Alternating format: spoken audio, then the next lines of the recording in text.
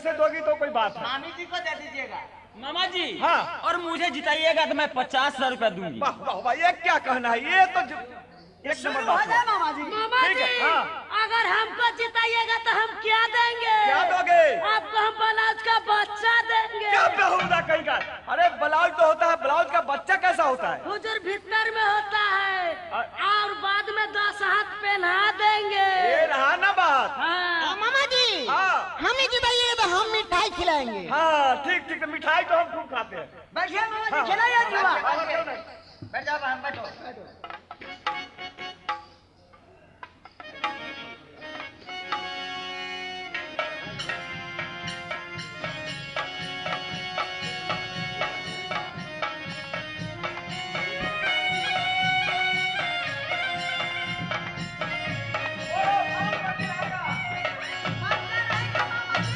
देवनंदन, जंगी महाराज, यही राज कलिंगर है भैया, यही मेला है भैया। यही मेला है।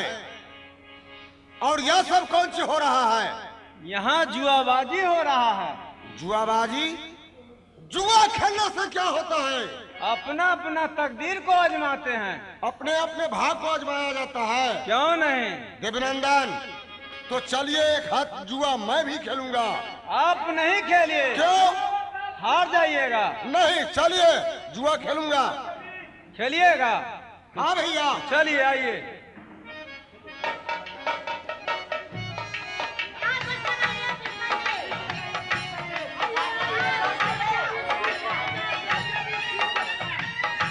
आइए बैठिए।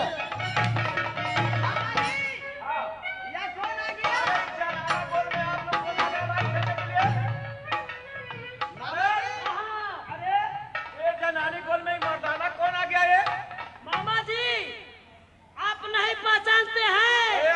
बूढ़ का शरीर हो गया, का रोशनी कम गया, कैसे सुझेगा हमको? मामा जी, वो जो मोच वाला है ना, अच्छा। वो आपको भगना है राज मोहब्बत का रुदल। अरे रुदला है। हाँ। देखो तो हरमिया के प्रणाम तक नहीं किया है मामा को। और मामा अच्छा। जी, मामा जी, हाँ। और जो चंदन जो किया हुआ है वो राज पिंजरी का देवा मंत्री है। अच्छा, देवा ब्राह्मण है। अच्छा ठीक है ठीक है, नहीं प्रणाम किया है, ठीक है, इसे इसी जुआ में मजा से खाऊंगा। बोलो नाम पति रहेगा, बोलो। पंजा हमारी रहेगी मामा जी। गाना हमारी रहेगी। अच्छा, तुम लोगों का क्या रहेगा, बोलो। मामा हमारी तिग्गी रहेगी। हमारी दुग्गी। हमको चौवा। आपका? हमको छक्का रहेगा। हमारी गाला रहेगी। तुम्हारा क्या रहेगा? पंजा रहेगी मामा जी। मामा जी हमारा तिग्गी रहेगी। हमको चौवा। तुम्हारा क्या रहेगा? हमको छक्का रहेगा। अच्छा हाँ, ये हमारा हुआ है पंजा हुआ मामा जी। ए मामा जी तिग्गी हुआ। ये दुग्गी है। मैंने दुग्गी ये इसकी है। ये चौवा हमको है। ए गुलमा, हमारी है। ये सत्ता रहा तुम्हारा। इसका। इसका सत्ता रहा भाई। भाई हार गया, हार गया, हार गया। मामा जी। हार गया। चलो।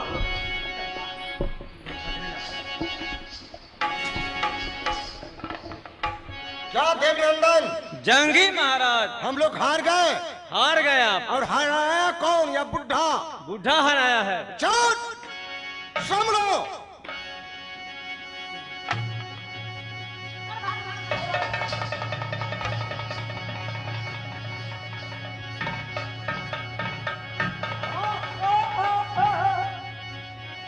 अरे मैं क्या किया है तुम्हें? उदला को तुम हरा दिया। अरे सब प्रणाम भोगो। ये लो।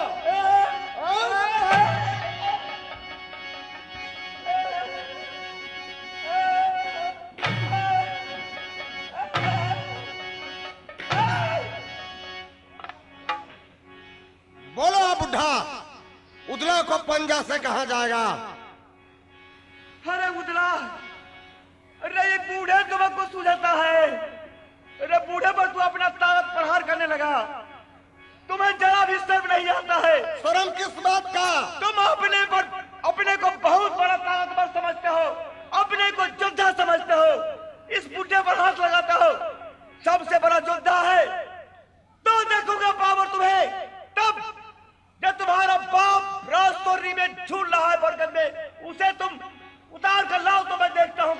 लगता है शायर कहीं का। देवनंदन, जंगी महाराज, पिताजी को लाश को कौन झूलाता है और कौन बरगद में झूलता है, आप हाँ? बता सकते हैं? नहीं भैया, हम तो आपके पाछे आए हैं। कौन बरगद में बाबू झूला है, ते का पाता देवा दद बतलाए, बोली रे लगता बोली रे समान,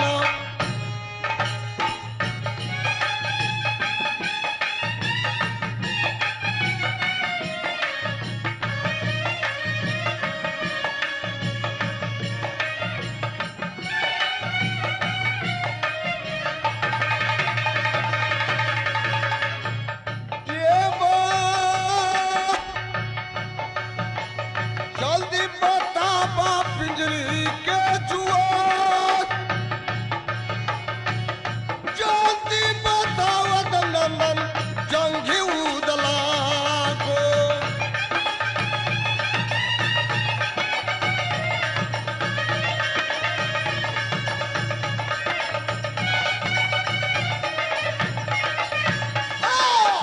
तिलका में तो जा ये गया रमान, जगह रमान जंगी उदला को।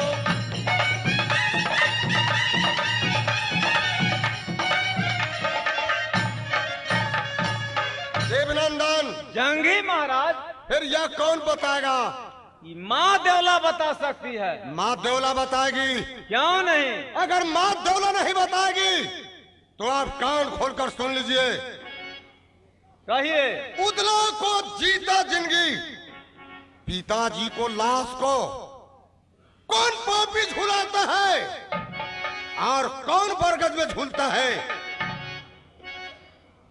देवनंदन, जंगी महाराज, चलो नागरी मुहब्बा, यह बात माँ देवला से पूछूंगा। ठीक है, चलिए। चलिए।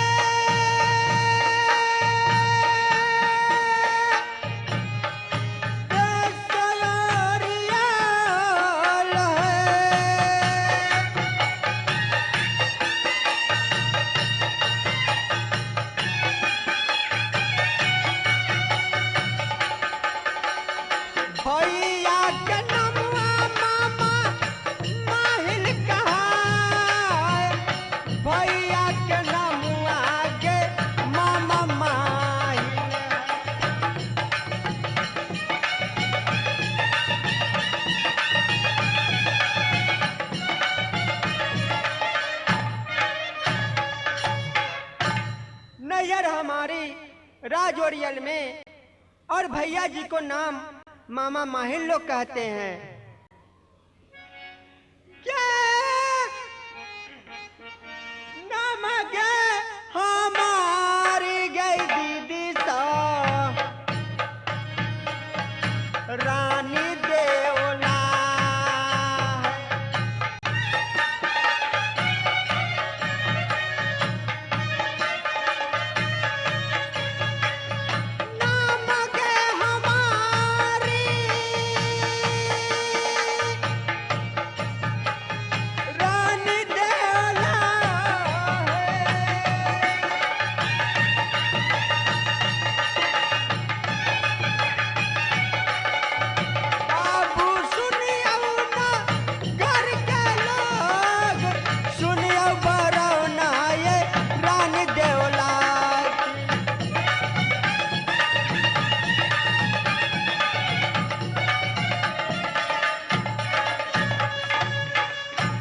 भगवान, जब मुझे याद आती है उस समय को तो मुझे आंख से आंसू आने लगती है। अब मैं क्या करूं? जाओ रे झगरुआ, सोरी वाला तुमको भाला न होगा।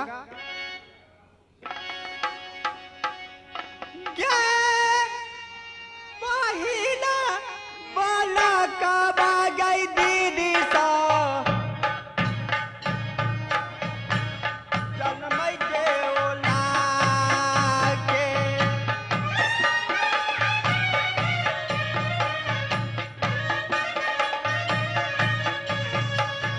पंडित बुलाया के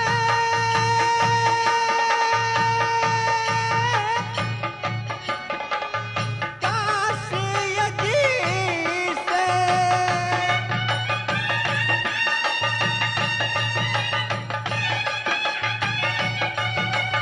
करम लक्षण मांगे दी खाया गया। अब करम लक्षण मां दिखाया दुलारा के।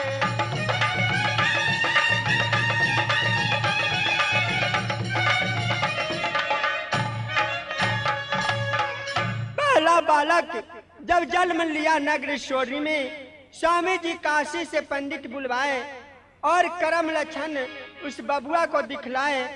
करम लक्षण का वो लड़का खराब था, उसको स्वामी जी काट के संदूक में रख कर उसको गंगा भसवार दिए। ये दूसरे बालक बा ये जलमय सोरहरी में, पंडित आया गए काशी के बाल। करम लक्षण मां दिखाया दुलरा के। करम लक्षण के बबुआ या छाग निकलई मोर।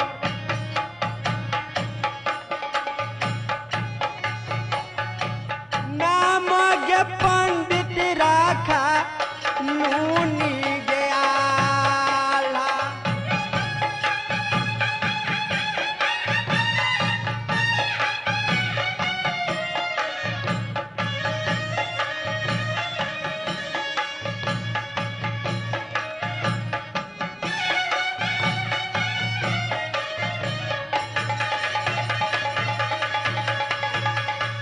तीसरा बालक भागे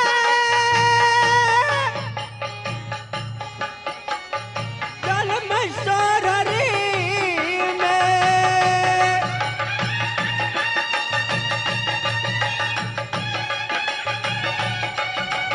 स्वामी जी पंडित मंगाए गया।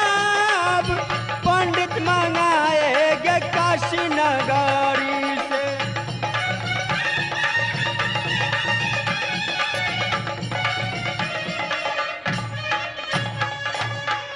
तीसरा बालक जन्म लिया नगरेश्वरी में तो स्वामी जी पंडित बुलवाए काशी से, करम लक्षण दिखवाए। करम लक्षण में थोड़ा उसमें संकोच था, जो पंडित उसको गढ़ा लगा दिया 27।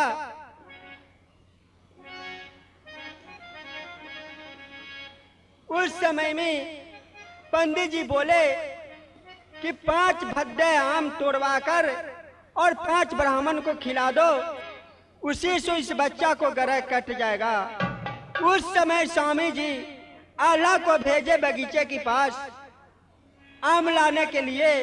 उस समय कागा ने आल्हा को बहुत मार मारा और यह बात लेकर जब आल्हा घर आया